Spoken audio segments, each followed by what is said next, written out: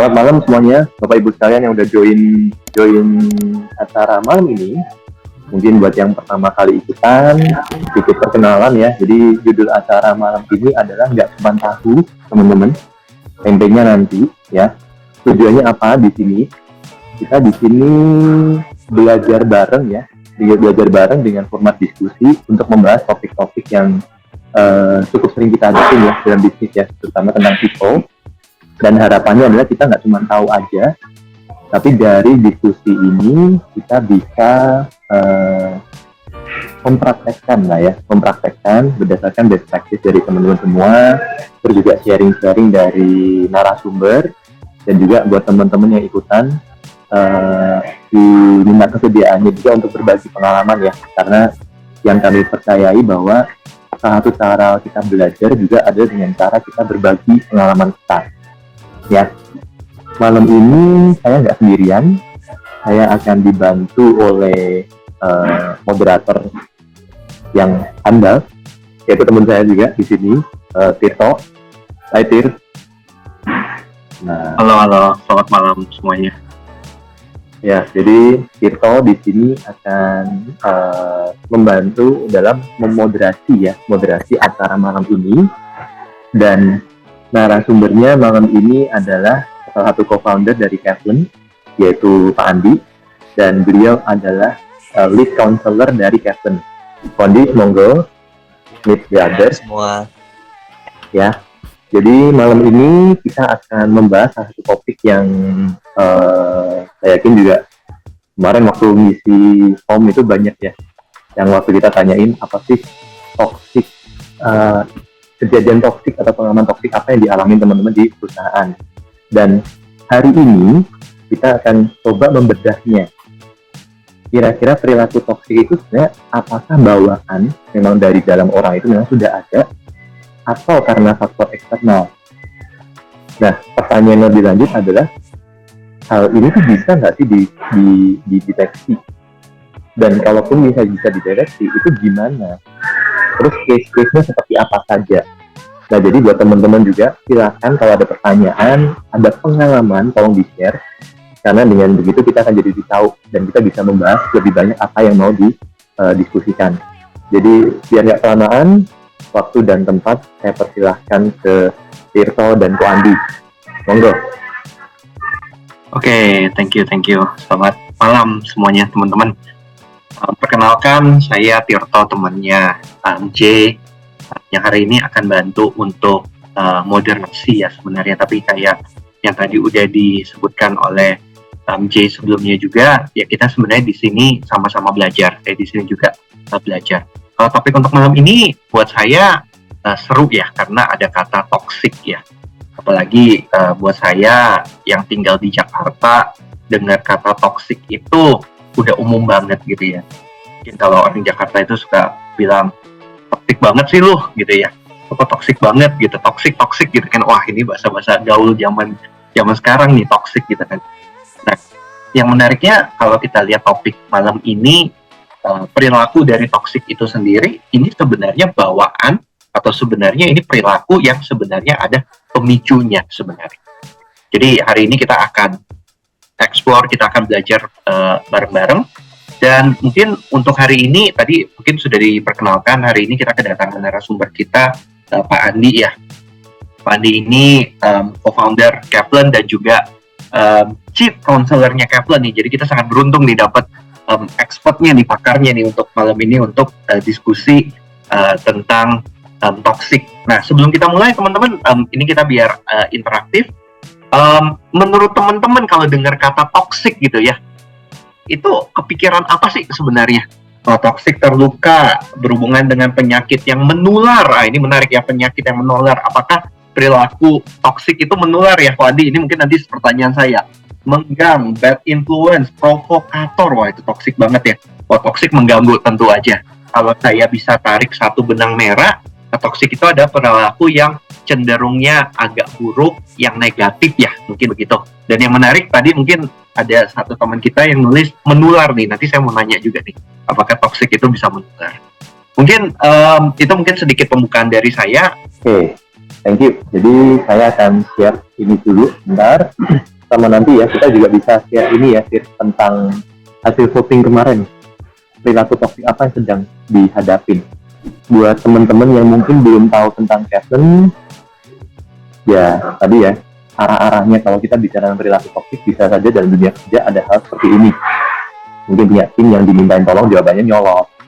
Terus diskusi kayaknya ngerti tapi eksekusi nggak nyambung juga, dan lain-lain ya. Nah, kalau ngomongin tentang Kevin, sebenarnya Kevin ngapain sih? Ya, selain ngadain webinar lah ya.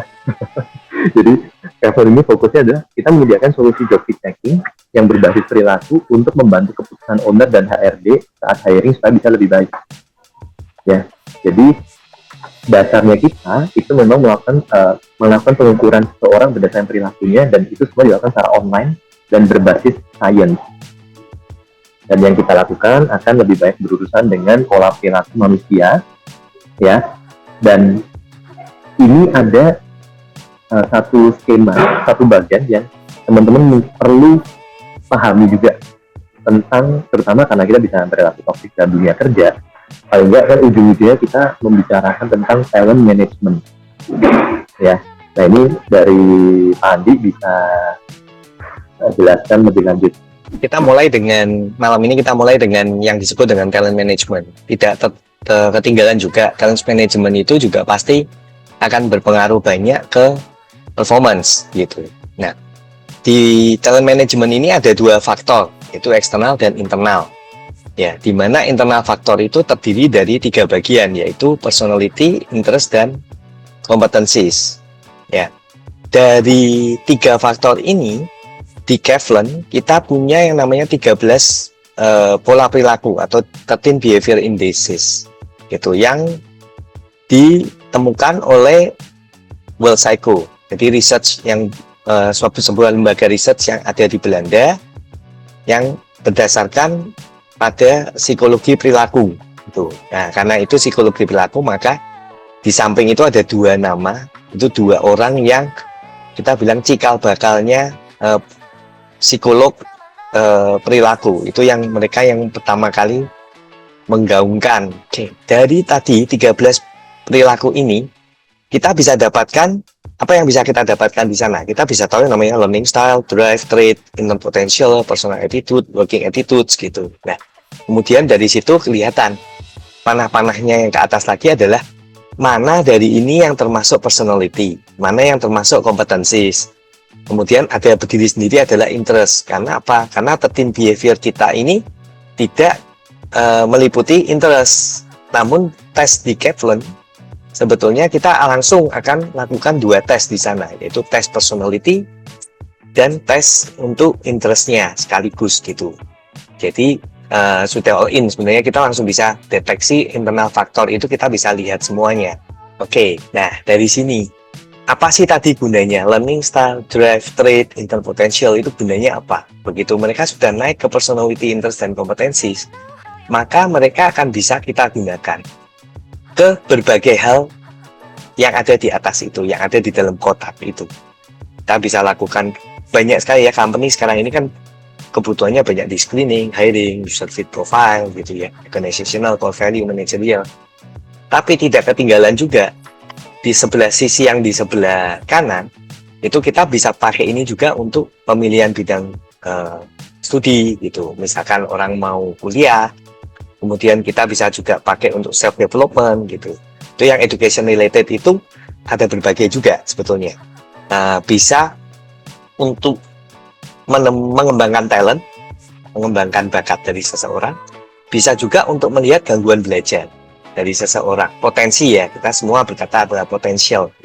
Nah, topik malam ini yang saya lingkarin merah itu, salah satunya adalah itu dark trait. Oke, mungkin kita kenalkan dulu 13 key behavior-nya apa, ya, supaya nanti mungkin ketika kita membahas tentang dark trait, mungkin akan tersebut salah satu atau beberapa dari 13 ini yang mendasari trait itu, kenapa kok bisa ada trait itu gitu ya. Oke, next. 13 trait-nya adalah ini. Jadi kita lihat dari zona nyaman ya, yaitu ada zona kenyamanannya, kebutuhannya, keterbukaannya. Terus kita melihat juga dari objektivitas data, kedetailan data, pengembangan data, tingkat kompromis atau bagaimana sistem berpikir ketika kita mengambil keputusan, dasar kita apa, pertimbangannya ketika kita mau mengambil keputusan, dan bagaimana caranya kita mengambil keputusan. Gitu. Kemudian yang terakhir adalah di lajur yang paling kanan adalah tingkat perencanaan kita, kegigihan kita, keteguhan, dan perfeksionisme kita. Gitu. Nah, 4 hal ini itu adalah 4 aspek dasar dari pola psikologi perilaku. Ya, itu perilaku dalam interaksi sosial, perilaku terhadap data, perilaku dalam kita membuat keputusan, dan perilaku dalam gaya hidup kita sehari-hari. Oke, next. Nah, ini contoh report yang ada di Kaplan. Ya, jadi kayak perilaku sehari-hari itu kita mengatakan ya, pelaksanaan tugas itu akan terlihat, kita akan melihat bentuk terstruktur atau bentuk yang responsif. Semangat juang, kita akan melihat bagaimana kegigihan seseorang.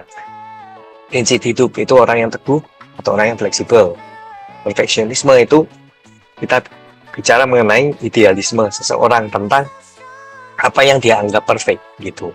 Nah, dalam menyerap data, kita tadi melihat sudut pandang informasi itu itemnya adalah antara subjektif atau objektif orangnya. Intensitas, butuh detailnya data, itu kita butuh data yang detail atau kita hanya lihat secara garis besarnya saja. Terus pengembangan dan pengelolaan data, itu kita biasanya kita tipe inovatif atau tipe yang terpola atau terstruktur. Oke, next slide. Perilaku dalam interaksi sosial, itu ada 3 yang kita ukur tadi kan, kita bilang kenyamanan. Nyaman di ruang publik, terbuka, ramai, nyaman di tempat yang lebih privat, ya, itu indoor dan outdoor. Ada tipe orang sosial dan tipe orang yang independen atau mandiri, ya. Yang ketiga adalah kita melihat keterbukaan seseorang, dapat berteman dengan siapa-siapa atau dia memilih-milih dalam berteman. Nah, kita lanjut ke slide yang terakhir. Ini adalah sistem berpikir atau perilaku kita dalam mengambil keputusan. Dasar kita apa dulu? Apakah kita win-win solution, suka berkompromi, atau kita selalu akan mengedepankan aturan main, hak hukum, aturan yang berlaku. Yang kedua adalah bagaimana dasar pengambilan keputusan kita. Penggeraknya apa? Apakah tergerak oleh empati atau kita sering tergerak oleh realita? Gitu. Namun ketika kita mengambil keputusan, apa yang kita gunakan? Lebih banyak pakai intuisi atau pakai kalkulasi atau logikanya? Mungkin ini sekilas dari presentasi untuk elemen-elemen yang ada di dalam Kaplan yang nanti juga bisa mendasari kenapa kita bisa melihat dark trait itu. Jadi kalau tadi kita lihat toxic behavior itu kalau terminologi yang dipakai itu dark trait ya tadi ya berarti. Bisa banyak ya sebetulnya, mau disebut apapun pada dasarnya mungkin lebih tepatnya gampangnya kita bilang kecenderungan perilaku yang akan mengganggu. Gitu. Dan itu semua kalau tadi kita lihat gambar, mau itu tadi ada interest, itu minat, ada kompetensi, ada dan lain-lain, itu semua itu didasari dari 13 tadi kalau saya tidak salah baca behavior indices yang tadi kan itu ya. Ya. Kecuali yang kecuali yang interest, karena interest itu alat tesnya berbeda ya. Ya, 13 behavior indices itu kan dia jelas 13 behavior indices, artinya dia mendasari untuk arah perilaku kan. Isi behavior dari seseorang.